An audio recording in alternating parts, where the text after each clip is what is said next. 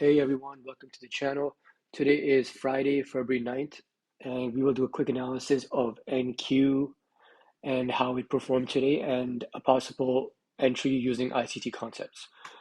Now, when 9:30 opens, you can see right over here, price is already dropping, and over here it goes down and it starts turning around.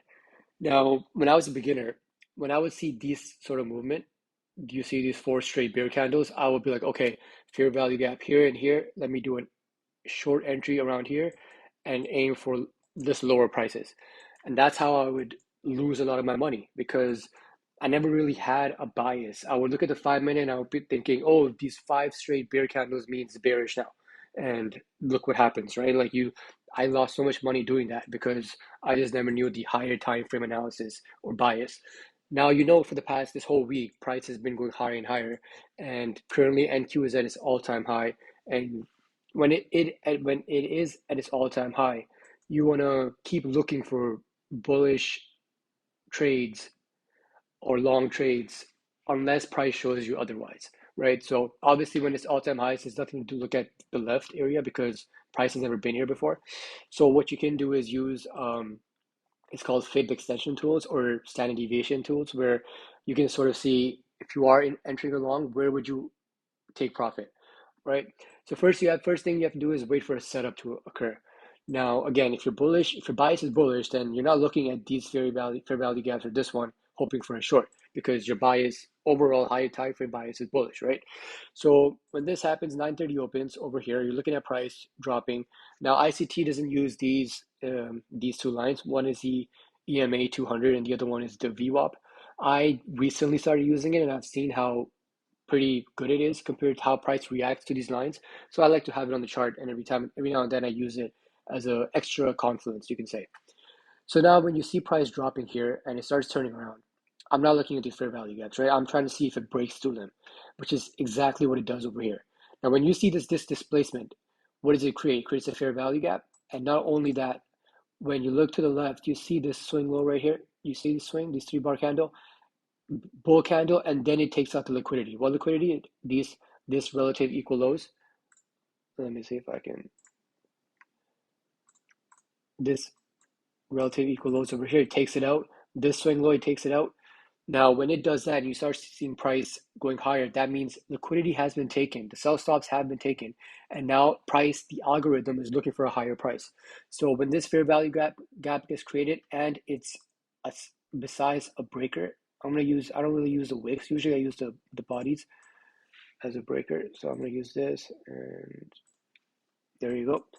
Now I'm watching price coming back down to the breaker as well as the fair value gap. A lot of people just trade the top of the breaker. Like, for example, you would just trade it here, right? With the stop loss, wherever. And I personally do not do that. I wait for, I want to see a fair value gap as well. So my entry would be around here, and my stop loss will be right below this candle over here. Usually it can be below all the way, like even sharper. Like if your stop loss is really tight, you can bring it right below this wick. But I personally like to do it below the bullish candle that causes the displacement and the fair value gap. Now, this is the entry right here because you're seeing the fair value gap, you're seeing the breaker, it all works out because the breaker is caused by low, high, lower, low, where it takes out the liquidity and then it displaces higher.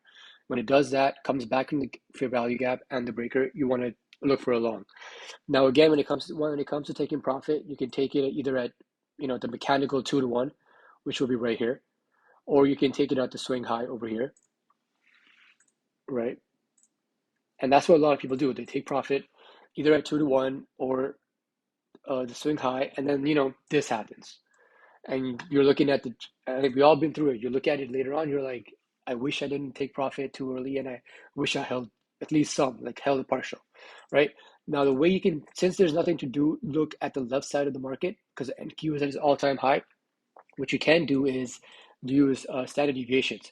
Now, one way to use standard deviations is when price displaces lower and takes out liquidity and then goes higher. You want to take that displacement lower and mark up the standard deviation. You start from here, the bottom of the swing, bring it all the way down here. Let me just change it to the standard deviation, and there you have it.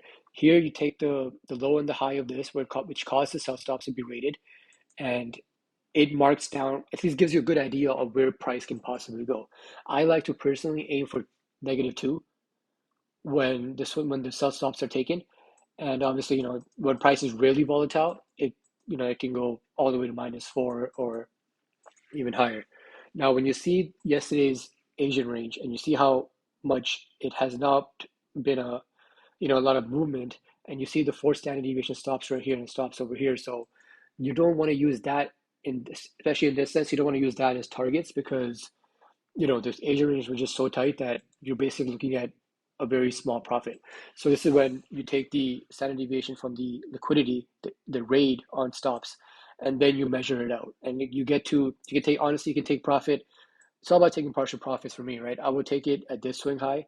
I would take it at 2, and I would leave the rest for the rest of the day because as you've seen many days, the price ends at a very bullish candle by 5 p.m.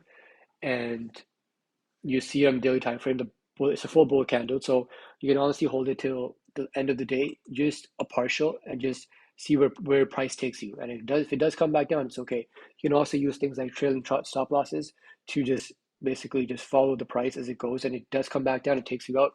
Well, at least you made profit. That's the whole point of this, right? And yeah, so this is today's analysis. I hope you guys really enjoyed it. And please like, comment, and subscribe. And I will be sure to release more videos as time goes on. And yeah, I hope you have a great weekend. Take care. Bye.